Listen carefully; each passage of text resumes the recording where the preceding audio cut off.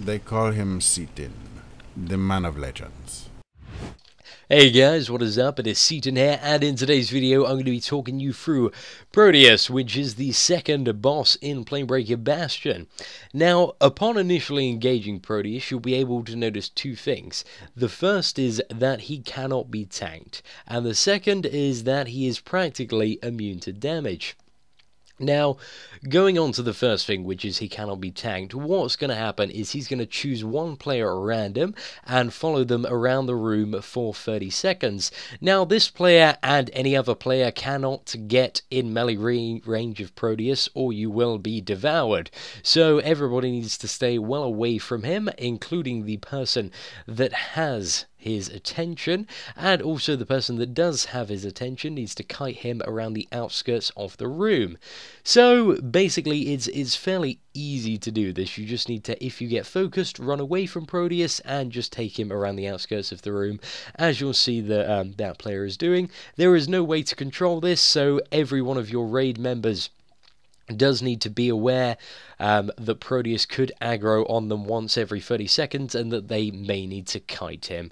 You can also get run speed potions, or most specs do have some sort of ability or a variety of abilities that do increase run speed to help you kite him, but really it's very easy.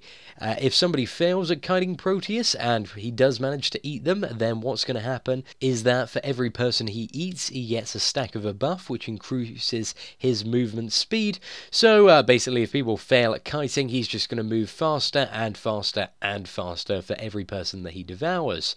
Now, going on to my second point, the only way to do damage to Proteus is to chain him down.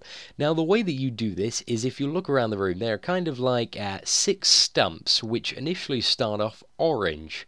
What you'll need to do is there's 2 types of ad that spawn. They are planar hunters and quicksilver constructs.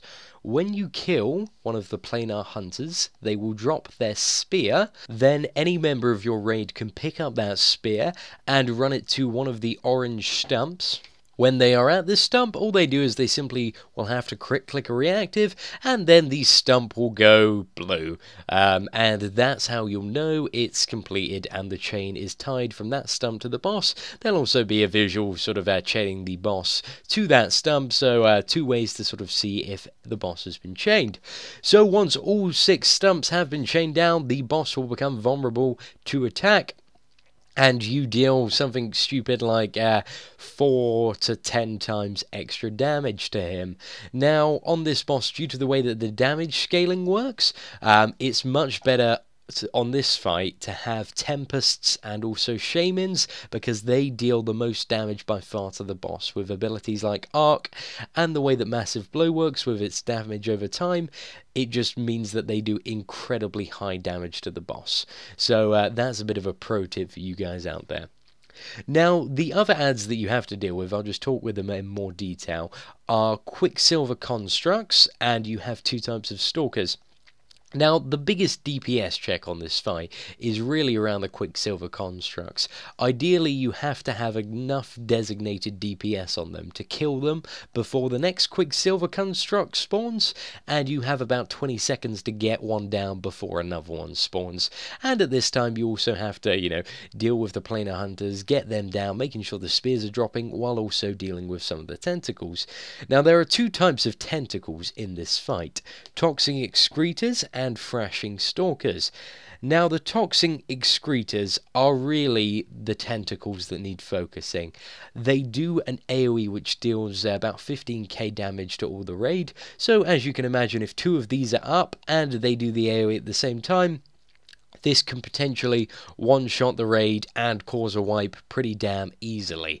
Now, luckily for the tentacles, you have quite an effective way to deal with them. You'll see that players get a sort of icy crystal attached to them, which these icy crystals actually come out of the ass of the boss.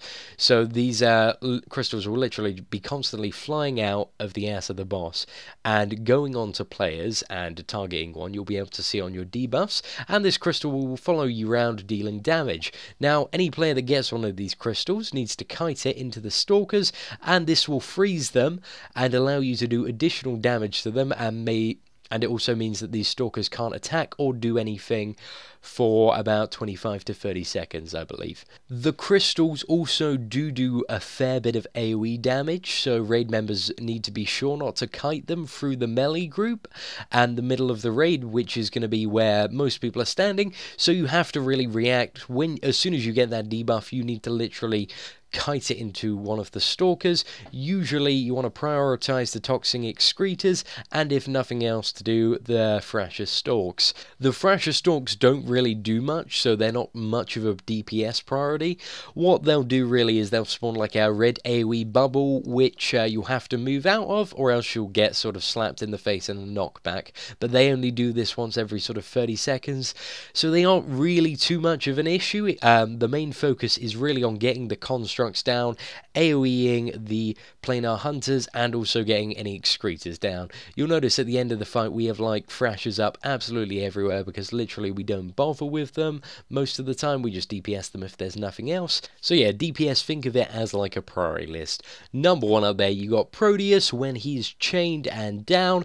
Number 2, you've got the Quicksilver Constructs and Excretors. They're kind of at the same level. You want to divide your DPS to ensure that you're killing both of them as fast as possible. And then number 3, you have the Planar Hunters, and then kind of the last thing on the list is the Thrasher Stalkers.